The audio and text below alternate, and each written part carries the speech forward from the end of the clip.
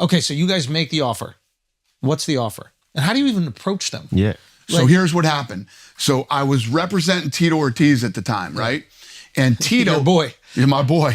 Tito had got fucked over by them because he showed up to a fight and he was supposed to be paid a certain amount of money. Well, the fight didn't do well. So right before the fight goes off, they went back and told him, yeah, we're not paying you what we told you we were going to pay you. We're going to pay you this instead. And he's like, well, then I won't fucking fight. And they said, then don't fight. Doesn't matter. We don't care. We're not going to make any money on this event anyway. So they're hemorrhaging money. So Tito had to fight. So he fought. So I'm going in negotiating his new contract, and I'm trying to get them to pay him the money that they fucked him on that fight, right? So finally, the owner blows up on me and says, you know what? There is no more fucking money. I don't even know if I can put on the next event. I literally hung up the phone, picked it back up, called the Fertitta brothers and said, I think the fucking UFC's in trouble. I think they're going to go under. And I think we could buy the company, and I think we should. So Lorenzo fucking reached out to Bob Meyerowitz, and, you know, a month and a half later, we own the UFC for $2 million. Now, I don't want to count. Hold on. Okay, so you buy it for $2 million. It's worth what now? Now? Yeah. 12, 13 billion. Okay. That's a good return. Okay. Okay. It sounds great now, but we went through a lot of shit to get here. That's what I want to hear. How long was the UFC around before that day? Like before you bought it? Well, now, we bought it back in 2001, so we've owned it for 23, 25 years, whatever the fuck it is. It's been around for 30 years. So Started in 94, I think. Yeah. Now, question, I don't want to count your pockets, but $2 million back then seems like a lot of money. You guys own some gyms, whatever. How do you get that money together? What's that process like? You taking out loans? Well, now, he just said, what a great return on your money. Absolutely. At the time when we bought it for $2 million, we were literally the fucking redheaded stepchild of the Fertitta portfolio. Like every, smart fucking, numbers fucking geek that worked for the Fertittas hated this investment, thought it was ridiculous, and that the Fertittas were going to lose all their money. Every fucking one of them. There's a lot of people that run around now claiming, oh, the UFC, I believe. Yeah. No. Nobody fucking. There were 3 guys that believed in it. Me, Frank, and Lorenzo. That was fucking it. Yeah, okay. And basically what we had to do was start to think about this too. When we bought it, none of us had ever fucking done production. Yeah. We'd never put on a fucking show. In our lives. Okay, so are you outsourcing? Are you reaching out to boxing guys? No, here's what we knew. Okay. We were huge fans. Right. We were fight nerds. We knew what we wanted, Now it was just a matter of building it. And the problem is, number one, when you want to do what we did, and number two, when you want to do what we did and you don't know what the fuck you're doing, it's expensive, right? So every time you put on a show, it's a couple $1,000,000. So... Are you losing immediately? A few years in, you're upside down $40 million fucking dollars. This is what. Wow. Because I think the perception of the UFC is immediate success. Yeah. You guys buy it, Chuck Liddell, Tito, they start banging away. Then this Conor McGregor guy comes around, and now everybody's a billionaire. It's done. I want to know the most you're down $40 million at one point. So we're probably by 2004, we're upside down $40 million Now, and we're only doing 5 events a year. And explain to me what that means. That's like you're losing money on the shows you're putting on. You're losing money on what? The deals you're doing? So we're losing money on the shows. We're losing money on overhead, the expenses for the office and employees and every way that you could possibly lose money in a business, we're fucking losing money. What keeps you going at this point mentally? Because $40 million is, I know you got a lot of willpower. But $40 million is $40 million. Understand this too. Think about this. So when we bought the UFC, right? We basically bought those 3 letters and an old wooden octagon, and we had like 13, 14 fucking contracts. Yeah. That's it, right? The old owner had sold away the home video rights, the video game rights, and all that shit. Lionsgate Entertainment owned all that shit. Probably one of the fucking craziest stories that's never been told is, you want to talk about people not believing in the fucking UFC and thinking that this thing was not going to work? We went to Lionsgate, right? To negotiate, to buy the rights back to all of our fucking intellectual property. The fucking everything from t-shirts to video games to action figures, everything that you can throw a fucking UFC logo on. Now, if you're Lionsgate, why the fuck would you sell that? Yeah. Right? The bigger you make the business, the more money they make. 100%, right? That's how much people didn't fucking believe. We went in and negotiated the rights. And when we walked out of that fucking office, they were probably like, these poor fucking jerk offs are going to pay us, you know, $3 million over the next fucking 4 years for these rights back. And, you know, you got some, again, a numbers guy who doesn't fucking believe in anything, you know, not just that, but he's like, if you look at our books over the next 3 years, we're going to add these numbers. Imagine if Lionsgate wouldn't sell us those rights back. How much fucking money they'd be making right now off, you know what I mean? It's incredible. So you're down 40. Tell me the moment. Oh, and by the way, when we bought these rights back, that's when the DVD business went like this. So we're putting out these fucking DVDs. That's what I remember people watching it originally. It wasn't pay-per-view. The first fucking checks we started to get were from DVDs. Wow. You know, when the DVD business took off, you know, we were getting $2 million fucking checks off of DVD. Is that helping float you? Like, I'm still curious. No, it didn't help float. It you know, it was the only revenue coming in at the time. Because you put on, just so I can understand, and the people at home can understand, you put on an event, you would create a DVD of the event, and then you would sell these DVDs to the people that couldn't watch it on pay-per-view or whatever. 100%. Got it. And then we started doing compilation shows, best knockouts, best submissions, you know, all that kind of stuff. And that shit sold really well. Yeah. Okay. No, what I'm still trying, because as a comic, there's a period where you don't think you're going to make it. I'm broke. I'm not 40 million in debt. What is your mentality as you are upside down 40 million? What are you thinking? What's your emotional state? I think you're with your wife at the time. What's that? Yeah, I was always just on the fucking grind. I go into work every day and I keep my head down. You don't even keep think fucking about going for it. I mean, if you look at what we've done, I get to work at 8:30, 9 o'clock in the morning every day, and I leave the office at 8 o'clock, 8:30 every fucking night. So that's always been my drive, my focus, my mentality, whatever the fuck you want to call it. But I got the phone call one day from Lorenzo. Yeah. And he's like, I don't know if we can keep doing this, man. This is fucking, you know. Get out there and... What year is this? 2004. So 2003 you buy.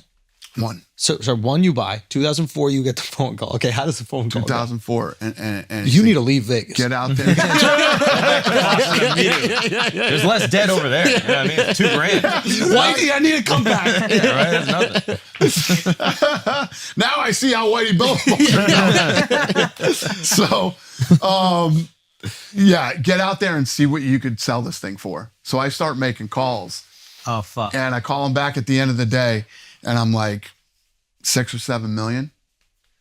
And he's like, okay. Did you lie? Did you get like a $70 million offer? And 6, 7 is what I felt we could sell it for. And he says, all right, I'll talk to you tomorrow. So he hangs up the phone, and I'm like, this is a fucking wrap. This is fucking, it's over. The next morning, I'm driving to work, and he calls me and says, fuck it. Let's keep going. Wow. That's awesome. So we start working really hard on trying to figure out how to get on fucking television, because we think that that's the key to success. We believe that if we get on free television, more people will see this, love it like we do, and it'll work. And is that Spike? So, then Spike TV. Don't let me jump ahead. If there was another moment that changed things. You're dead on. So what happens is, I want to say it was the Nashville network or whatever it was before it was Spike. They switch it to the men's network, I remember Spike TV. Yeah. And we're like, if this isn't a fucking Line it perfect up. slam dunk for us, right? What's more of a men's show than fucking UFC? So we go and pitch the guys on it. Spike hates it. They don't like it. And we remember that day. We talk about it all the time. These guys it was in LA, and they were going to the fucking Dodgers game that day. And they could not get out of this fucking meeting fast enough to go see the Dodgers play. And we called them back a few days later and said, because it was going to cost $10 million to produce the show, The Ultimate Fighter. Yeah. Because reality shows were hot at the time. So we came up with this concept for the reality show, and that's what we pitched them on. So we called them back 3 days later and said, well, what if we put up the $10 million ourselves? Wow. They like that idea better. So I'll tell you what else is incredible. So because, again, nobody believed in this You thing, retain right? everything from So we put up the money. We retain 100% of all the rights. Oh, shit. So we own everything, lock, stock, and fucking barrel. Do you remember what their reservations were at the time? Great question. It's just nobody fucking believed in this thing, and nobody thought it was going to be fucking big. And you know, it's sort of become my thing. It's what I fucking love to do. It's the same thing with Power Slap. This thing got shit on. This thing's been around for 15 months. It's a $750 million business. Yeah, and it fucking crushes it. Yeah. We have all that. It fucking crushes it. I knew it was going to come up. I said that. You brought it up. I didn't bring it up. I literally just got off a fucking call with one of the networks talking about it. But Yes. It fucking A pretty good network. absolutely fucking dominates social media. So here's the thing about this, is that it's impossible when you know someone's going to get slapped to not watch. It's literally like if you're on scrolling on social media and I come across the clip, it's impossible. I see a giant Samoan guy and a black dude looking at him and he's just biting down on something. I'm going to fucking watch. That's what happened to me when I started looking at this stuff in like 2018. It was on Instagram and this stuff was coming out of Russia and Poland. Yeah. And I was like, what the fuck is this, right? So I take a deeper dive into it and looks like it was filmed on a flip phone in a barn somewhere. They're literally slapping over a barrel. Yeah. And it's got 350 million views on YouTube. And at the time, that was like a fucking Justin Bieber video. Yeah. And I was like, what? What if I did this? Yeah. Made it an actual sport, got it sanctioned, and put good production value behind it? The Yeah. answer is fucking billions of views. Yeah. Billions of views globally. Yeah. And it destroys. Think about this. We started this thing 15 months ago, right? And right now on YouTube, we have more subscribers than NHL, MLS, NASCAR, PGA, Barstool Sports. We have over 1 billion YouTube views, right? Yeah. 8 of the top 12 largest YouTube shorts against other major sports are Power Slap. Power Slap, And yeah. 4 of the top 5 largest YouTube shorts on UFC channel. We're number 1, 2, 3, and 4 on UFC. UFC channel, And when you think about Conor McGregor, Ronda Rousey, Brock Lesnar, all the big stars, this thing absolutely dominates. We have more followers than every single professional sport. Every professional sports team, we have more followers than them in 15 months. Wow. More than like Real Madrid or like these soccer teams? I don't know about the soccer teams, but I would say yes. Yeah. Every fucking sports team, we have more followers. Soccer. So I would say yes. Yes. Did you acquire the IP or did you just create your own? No, we created our own and started, there were a couple of fucking leagues out of Poland and Russia. So I just started our own. And why didn't you do that with UFC originally? Like, why would you purchase those 3 letters in the wooden octagon? Well, the UFC fell on my lap. I mean, I was in the middle of that call. Yeah. And we could buy the thing for $2 million. Why would you not buy the UFC? That makes sense. You know what I mean? We probably wouldn't have gone out and started our own league, but the fact that the it was thing there fell on makes my sense. lap. Yeah.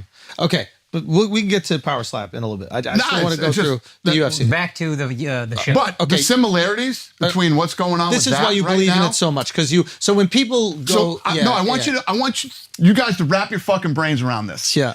When I talk about Power Slap, you're all dismissive, like, Nobody's no. dismissive, but I The love how you UFC operate. was He needs that. fucking He worse. needs that. The UFC was worse. No. Worse. Now I know how to No. motivate you to do Yeah. anything. No, I just got to tell nobody- you, it's not going to Nah. work. Hey, Dana, this thing That's sucks. what I love. I know. This happens every day. When I bring Power Slap, we're on the phone today with the network. Dana, They're you like, won't go "Yeah, to Turkey and get hair. This is the You won't get a hair transplant in Turkey, Dana, no matter what. I promise you. You won't make this the biggest podcast episode love ever. I it. bet you Won't can. I make love this that the number shit. one Do it. episode of I this. love it. Okay, you love being told no. You love being told it's not going to happen. and you're out of your mind. It's easy. When I hit you with fucking numbers, you Yeah. can't. You can't refute it. We have more views Yeah. than any Taylor Swift video ever posted. Oh, now you talking about the Swifties, bro. Power Slap has more.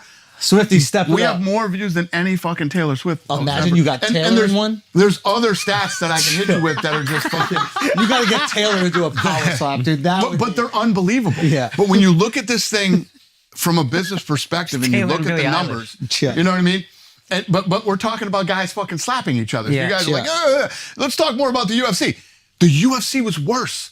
When we would walk into a room, that's why we nobody want- wanted to hear the fucking UFC. The UFC is fucking gross. Yeah. You don't Yeah. fucking hit somebody and jump on top of them and Yeah. start beating them. It's disgusting. It's fucking this, that, and Which everything is the else. same thing they're saying about Now, power style. 100%. Yeah, yeah. And I remember the early days of UFC. My dad is like lifelong boxing fan. Used to go to Ali's camp in the Poconos, interview all the guys. Like he used to work for NBC, and lifelong boxing fan. He saw some UFC early and he said this. He goes, "I know this makes no sense, but it's too violent for me." And this is like saw Sugar Ray Robinson driving around New York City when he was a kid. Like Yep. loves boxing. Yep. But it seemed too violent for him. 100%. So I Think about see- this. Yeah, On no. average, 10 to 12 boxers die a year, right? In boxing, This is what I've tried to 30 explain. years. Never a death Knock on or wood. serious injury This in the UFC. and this is what I tried to explain to. I'm sure you know all these stats, but this idea people didn't realize that the gloves, which we thought protected the boxers, actually can cause more. 100%. And all the sparring, but more importantly, It is the sparring. These guys- a lot of people don't. But I don't think a lot of give enough. Yeah, it's like the old sparring wars that they Yeah. used to do. Like I'll talk to some of the guys. Like I was talking to Max Holloway, and he's like, "Yeah, I don't really spar that much anymore." And like a lot of guys have limited it, and maybe they just have incredible timing and they can get away with it. Where certain guys they just need to get in there and they need to get the work in. But that will take years off your fucking 100%. life. Yeah, the micro concussions, right? And the other fucking thing that they never do in boxing is every time you put on a boxing event, it's a going out of business sale. They're trying to grab as much money as they possibly can. Yep. They don't reinvest in the sport. But one of the big expenses for us that we spend shitloads of money on is health and safety. So if you take these guys and you put them through the proper medical testing Yeah. before they fight, you have the proper testing there. And then so many times when we watch a crazy fight, we're like, send them straight to the fucking hospital. Yeah. No fucking PR, no nothing. Yeah. As long as you spend the money medically, Yeah. it's you make it as safe as you possibly can. Okay, what is the turn? Spike TV comes So yeah, out. we're at Spike TV. Yeah. He bought the rights for $10 million. So Spike TV, we put up the $10 million and we launched The Ultimate Fighter.